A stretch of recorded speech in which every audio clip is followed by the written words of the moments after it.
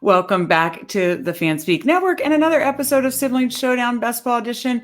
We are, of course, going through the pre-NFL draft rankings for best ball, pre-NFL draft rookie rankings for best ball. So we're taking a look at the rookies position by position, and we're kind of then looking at the underdog board and seeing if we are kind of think the ranking is too high, too low, just right. Do we want to be grabbing them here in the early best ball drafts, or do we want to kind of stay away and wait to see the landing spot? So this episode, we are going to tackle the tight end position. So let me first go to Steve, and then we'll talk about the landscape of the tight end position. So, of course, I'm joined by my brother, Steve, each and every episode. Steve, how are you doing? How are your best ball drafts going? Because I know you're ripping a lot of them. And you excited to talk some tight ends today? Yeah, no, best ball drafts are going well. Definitely doing a number of the big boards, but also focus on baseball with that coming up. Best ball. Because Steve made the best ball finals in the Dinger last year, so you're ripping a lot of baseball drafts right now and getting those in before the season gets underway too. Absolutely. Yeah, absolutely. So that's definitely fun and exciting, but it's fun to have these even pre-draft big boards, and already had the little big board. And hopefully we have more on the way. So no, it's fun to look and see where these guys are going, and especially take a look at these rookies. And we'll get more information, of course, when they do end up getting drafted. But now is the time that we can take advantage and maybe get a little bit of an edge. So it's important to look at. Absolutely, yeah, and that's why we're going to do a pre-draft episode for each position and a post-draft episode for each position. Pre-draft, well, obviously you can apply to the big board drafts, or just keep in mind some of these nuggets as these guys get drafted. And then the post-draft shows will go, position by position to talk through where we're seeing them ranked, and then when Best Ball Mania launches. So, I think both will be applicable and helpful. This is kind of the early look. Then the landing spot will really help kind of set your sights on how to kind of view these rookies going into the start of best ball season. I have to mention, if you're new to Underdog, I talked about how Steve made the baseball finals.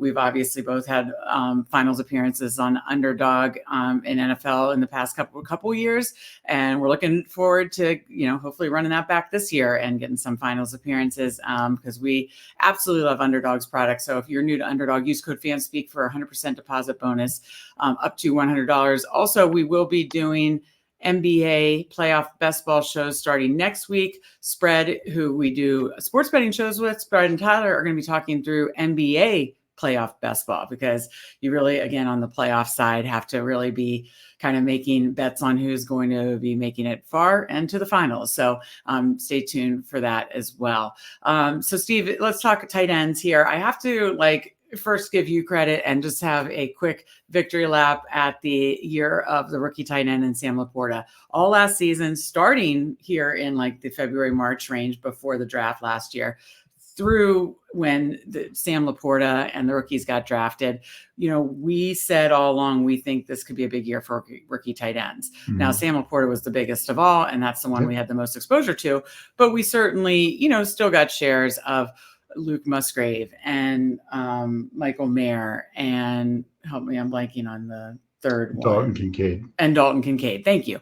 And obviously they had, they were fine at their positions, but it was Sam Laporta who absolutely was a league winner monster, massively outperforming his ADP. You and I both had 50% shares of Sam Laporta. So, hey, we're not right on everything. Nobody is, but we were right on Sam Laporta. And by the way, we're going to be doing strategy shows coming up in March and April, and we'll probably be looking back at strategies right and wrong, player takes right and wrong. And, while we definitely missed some, we hit plenty too. And Sam Laporta was probably our biggest hit. So happy Sam Laporta Day, and celebrating finding that, unearthing that tight end diamond that was a late round that, this time last year, you're getting in the last round.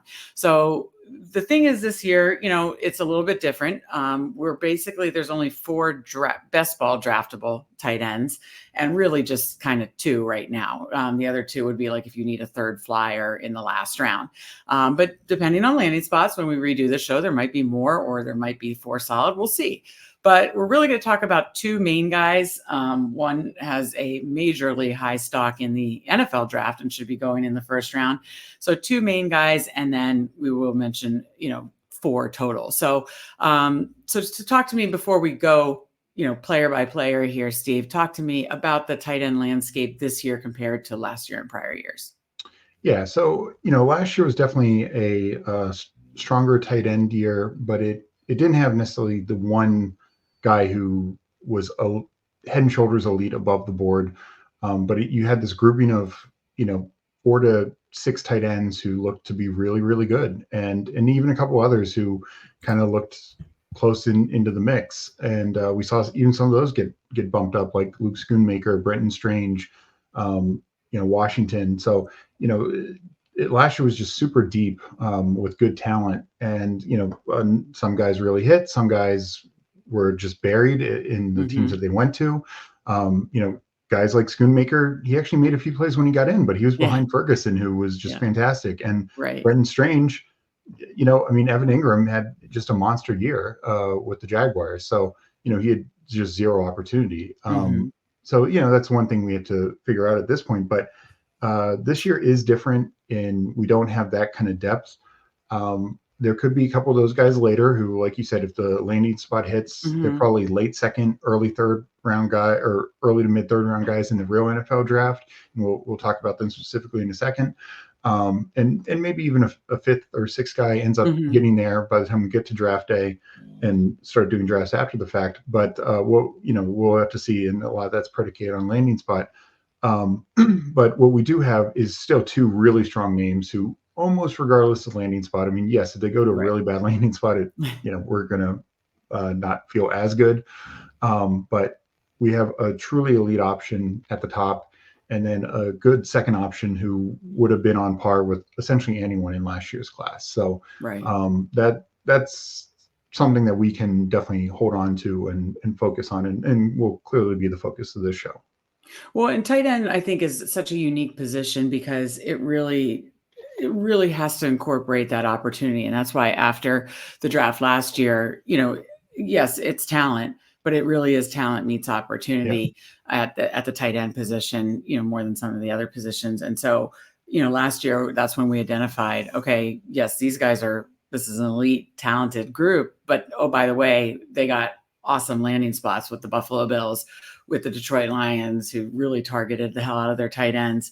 Even the Raiders, we knew we actually thought he'd, even beat out Austin Hooper more. So, it's really that talent and opportunity combined. And so, the opportunity question will get answered, we'll answer that in early May when we do the after draft shows.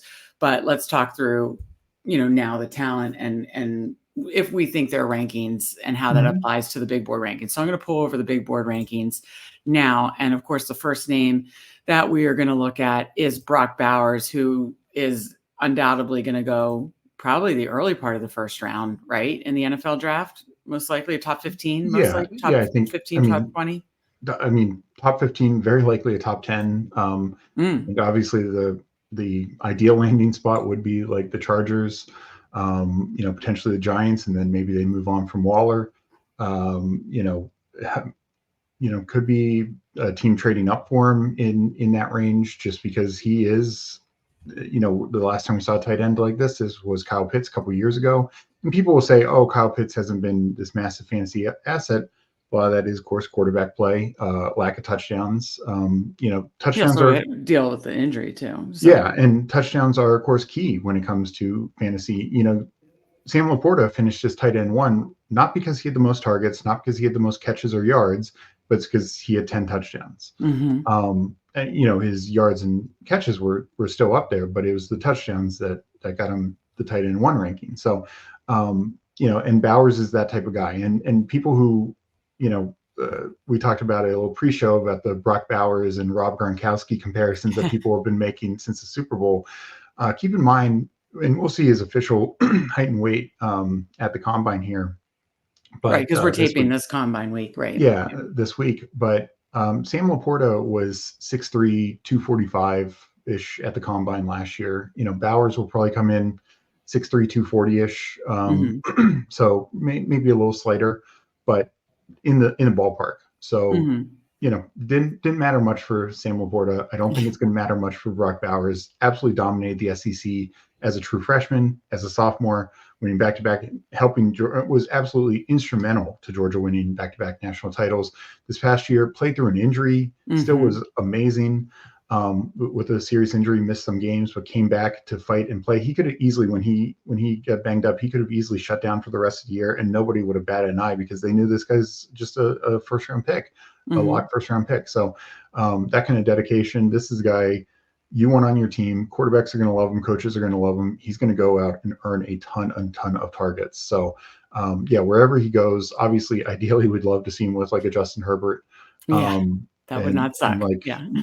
probably the number 2 option in LA, but wherever he goes, he should be just a clear cut elite weapon. I know I ask this maybe too often, but any kind of NFL comps for him Yeah, I mean, I actually think the Laporta is a fair comp. is I a fair mean, one. Yeah, like they're you said, the gonna build is similar, very yeah, similar. Yeah. they're gonna have very similar size and build. Very yeah. I mean, Laporta was in a college offense that didn't throw the football, so tough to compare college stats. But I mean, Bowers could just run up the seam with like he looked like a wide receiver out there. He was a Mhm. 6'3", 230 to 240 pound wide receiver, and was making moves that safeties and linebackers at college at the SEC level could not even compare, even begin to compare. So yeah, I mean, he was just absolutely torching defenses, the best defenses in the league in college football. So yeah, no, I mean, he's not as athletically gifted as say Kyle Pitts Mhm. was coming out, but he's up there. He should be as close as it gets when you athletically gifted wise. Okay, well, now let's talk ranking because that is important and the price is not cheap. Yeah, He's going right now in the big board ADP of 76. It seems really high to me, even though I can't deny like all the things that you said. Like I am aware of how talented he is, that he could likely get a really good landing spot. And of course, that'll, if he gets a really good landing spot, his ADP could go up even higher, or much yeah. higher. So it just feels, I guess, so high. And I was wondering, is it because, of a guy like Sam Laporta last year that people are kind of steaming him up, or is it just again that just his profile is that of like Laporta, Kyle Pitts, whatever, that it's like, no, it's worth it. I mean, so where do you stand? To me, I had a little sticker shock. I thought it was high. Do you think it's too high, too low, just right? So I think a couple things are working in why he is being ranked in that area. There's a lot of uncertainty at the tight end position. We saw Travis Kelce take a bit of a step back. He is Mm-hmm. coming back. He's not retiring, but we saw him take a step back. Andrews obviously got the injury, and now he's got Likely on his heels. So is he going to be this Mm-hmm. elite number 1 tight end?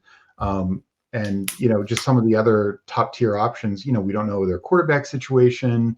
TJ Hawkinson's coming back from a major injury. So, Mm-hmm. when you look at kind of the top 10, 15 tight ends, there's some quarterback questions, injury questions. Komet's coming back from an injury. A lot of uncertainty right now. And some of that will, of course, work itself out later in this draft process or later in the offseason. But right now, I think Bowers, it's almost like we just feel more certain about where he's, even though we don't know what team he's going to end up on, just the upside is probably higher than some of these other situations. So So you think it's the price is just right, yeah, basically? I Okay, think the correct. price is right. I mean, yeah, I wish it was slightly lower because I love Evan Ingram, and Evan Mm-hmm. Ingram's kind of right there behind him, and Ingram's coming off a year where he And had Njoku, yeah. he had 143 targets, over 100 catches, almost 1,000 yards. I mean, he only had 4 touchdowns. If he had just a couple more touchdowns, he could have been tight end 1. I mean, that's how close Evan Ingram was to if he gets like 3 more touchdowns, he's tight end 1 type Mm-hmm. thing. So I think there's real value there, and we don't know. Maybe the Jags let Calvin Ridley walk, so Yeah. so he could even be more featured next year.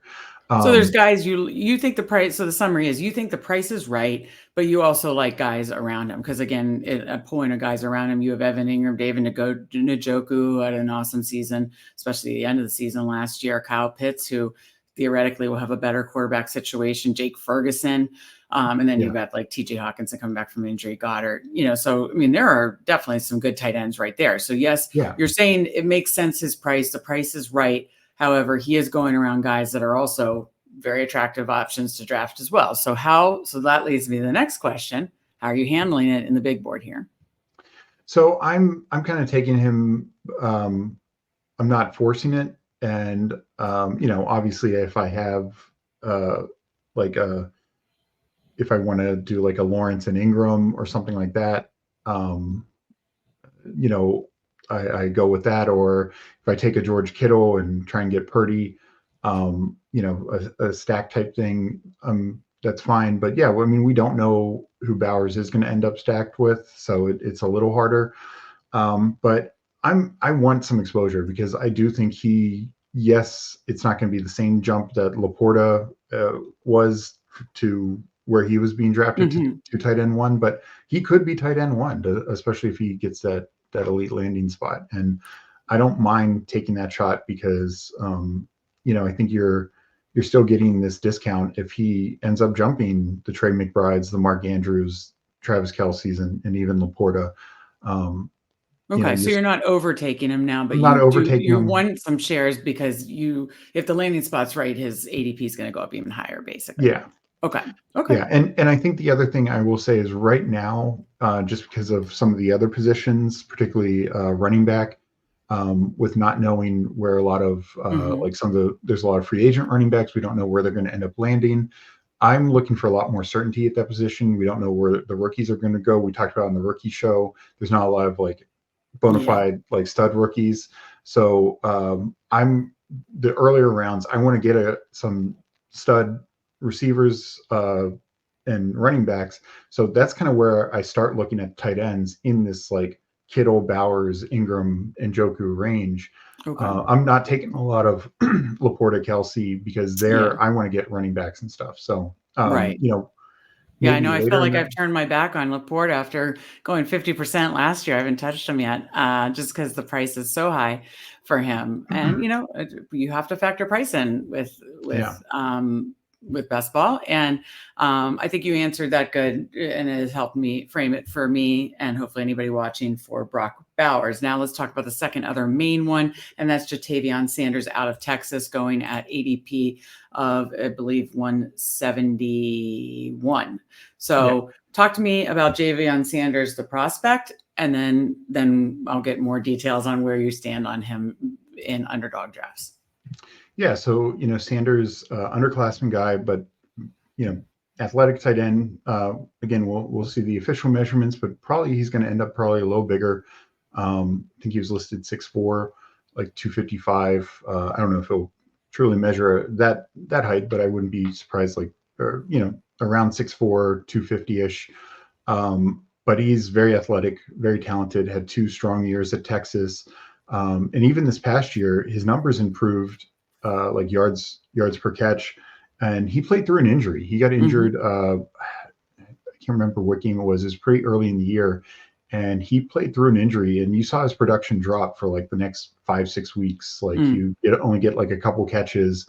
And if you're watching the games, he would not be playing every snap because he was clearly playing through an injury. But it's toughness that coaches are going to love, of course. But it also gives context to his numbers, like from his numbers, because they bounced back by the end of the year. Then, I mean, right? he had almost 700 yards on 45 catches.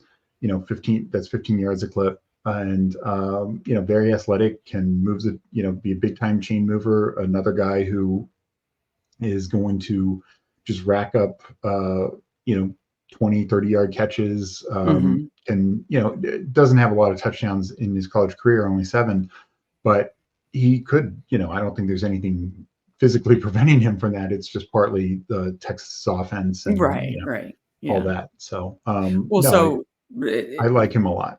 Okay. Yeah, no, I knew you liked him a lot as a prospect, and that was going to be my next question: is any NFL comps for him as just like the way he moves, the way he's used, kind of, or could be used in the NFL? Yeah. I think I'm trying to think of Because a he's obviously a little bigger than yeah, a the little Laporta. bigger than like Laporta. He's probably about the same size as Trey McBride. Okay. Um, you know, Goddard. I think they were more like 6'4", 6'5", 250 when they came Right. out, if I remember correctly. And moves, they're both very athletic, move tight ends. Um, you know, I think he can move the chains and be effective pass catching guys like them. Is he Yeah, an all-around tight end too, that he'd be used, still as a blocker too? yeah. I Like, mean, or is he he's not like I wouldn't put him as like a great. He's not like a George Kittle, like right? elite blocking type. Okay. Yeah, Gotcha. But a tight end that could line up in space and, just yeah, be lined up as a absolutely. receiver, so he could play in line or lined up as a receiver, Yeah, basically. yep. Okay. Gotcha. Okay. Now let's talk about the price. Cause to me, kind of conversely to Bowers, even though I know Bowers is an elite prospect going in the first round, Sanders most likely, probably going to be a second round guy, more than likely, right? A Hmm. second round Yeah, prospect. I'd say somewhere in the early to mid second round. Okay, so say he goes early to mid second round. Yes, like landing spot is going to matter big time here. Yeah. So if he hits an elite landing spot, we're going to want him, and probably everybody else is going to know that, and it's his ADP will skyrocket. But I feel like right now, I'm not claiming him the Sam Laporta of the draft. I feel like we're getting the Sam Laporta discount on him right now, and I've taken him in a ton already. So I think he's too low right now. Do you think he's too high, too low, or just right? No, I agree. I think he's too low. I think you're getting a lot of value. In some of Because this look where works. he's going around, like you mentioned pre-show. Yeah. Likely he's elite, but he's the 1B to Mark Andrews. He's going behind Otten, Waller, around Jawan Johnson, Conklin, Kraft, who's competing with Musgrave, Chigakonkwo. To me, like I think especially if that landing spot hits, Mhm. you're getting such a discount here, and I love Jatavion Sanders as Yeah. like your second or third tight end, Yeah. or just in late tight end builds.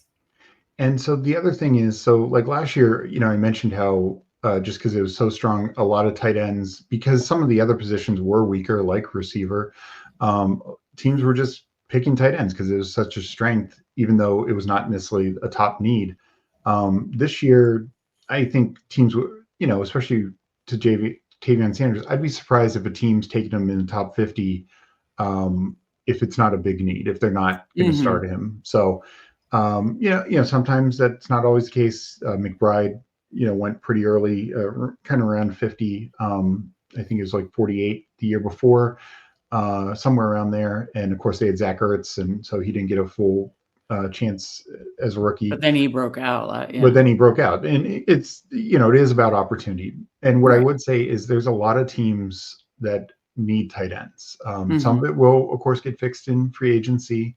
Um, but there are a lot of teams out there right now with very uncertain tight end situations. That's why you look at the bottom of this tight end rankings list, and there's not a lot to like. I mean, Yeah. Hunter No, Henry, it's we don't know if thin. he's going back with the Patriots or not. Greg Dulcich, I mean, love the potential, but I mean, he's always injured. Yeah. Denver is wide open. I mean, It's thin down here. Yeah. yeah. Well, to wrap up So many teams don't need a tight end right now. So I well, think and you Sanders probably falls into a starting role. into a starting role. Yeah, because you and I talked about it. It's not like the free agency class of tight ends is anything spectacular, especially if Dalton Schultz Yeah. goes back to Houston. So, Yep. that makes the case for, like you said, he should get a good landing spot. So, the way I'm handling it is I'm scooping it up now. He's my Sam Laporta as of now, where it's too low. I see him going up. I want to get as many shares. And then after the landing spot, I still may feel that way that he could keep going higher. Is that how you're handling it too? Or are you scooping a lot of Sanders shares as well? Yeah, no, I'm definitely, taking him as kind of a priority tight end too, in a lot of my builds. Like I said, I kind of start looking in that, Kittle through Pitts range or Kittle through Ferguson. where I start looking for maybe my tight end one. Sometimes I skip a little lower, but that next range is a little weak with some of the injuries with Hawkinson and Kmet. Yeah. And Schultz uncertainty. I mean, I'd love Schultz if he's back in Houston. Don't love him if he goes to Carolina. Yeah.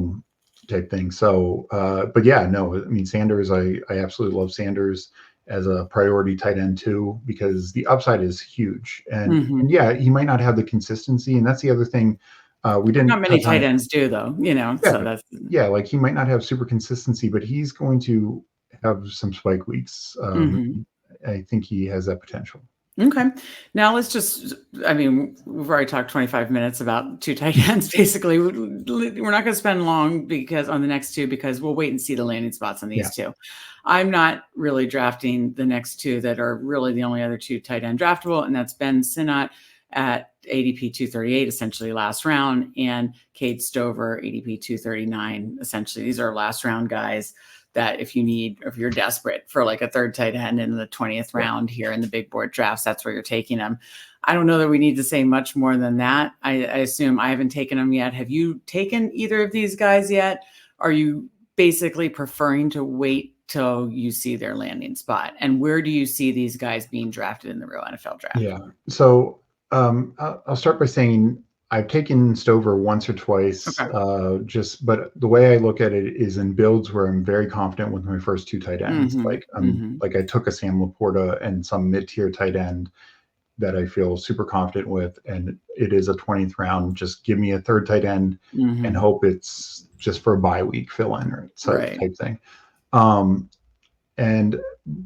But what I will say is these two guys, Sinnott and Stover, I think they probably end up being like third round picks when it's all said and done. Maybe one gets pushed up into the late second just because of, like we said, a lot of teams need tight ends.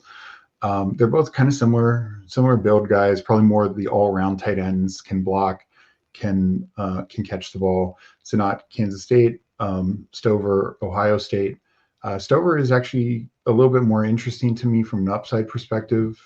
He carved out a nice role at Ohio State these past 2 years. Didn't play much his first 3 years there because they had Jeremy Ruckert. And of course, Ohio State just has so much talent. But even this past year without CJ Stroud, he was actually number 2 on the team in catches, in touchdowns, in yards, behind, of course, Marvin Harrison Jr.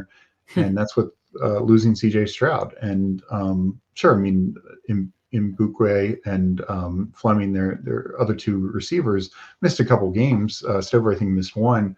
But still, for him to outgain them when, is impressive. So the fact that he was able to carve out a role on a team like Ohio State is impressive.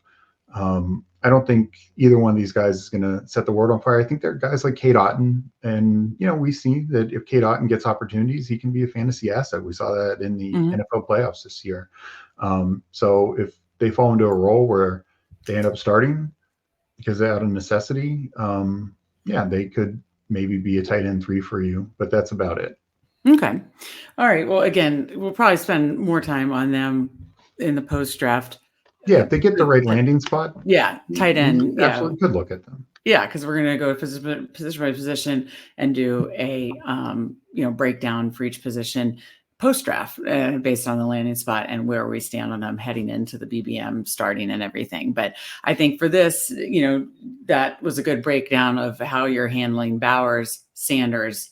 Sounds like if you are taking like a flyer on one of the two, it would be Stover over Sinnott. Yeah. So I think that's kind of what we need to know now. And be sure to check out, Steve's going to be doing a rankings for all the different, for every position. He has the quarterback, his take, basically what we're talking about on all these shows. Steve's doing a written version on fanspeak.com. So be sure to check that out. I was trying to look for this. Be sure to check that out on fanspeak.com. Free articles. He did quarterbacks. He's going to do running backs, wide receivers, tight ends, break it all down. And that way you'll have, a written version and a show version. Check out of all these as you're doing your big board drafts. So thank you guys so much for joining us. Be sure to like and subscribe on the way out, and be sure to check out all these different rankings, rookie ranking shows. And there will be plenty more fun live drafts and strategy shows coming up very soon. So thank you very much for joining us, and we will see you next time.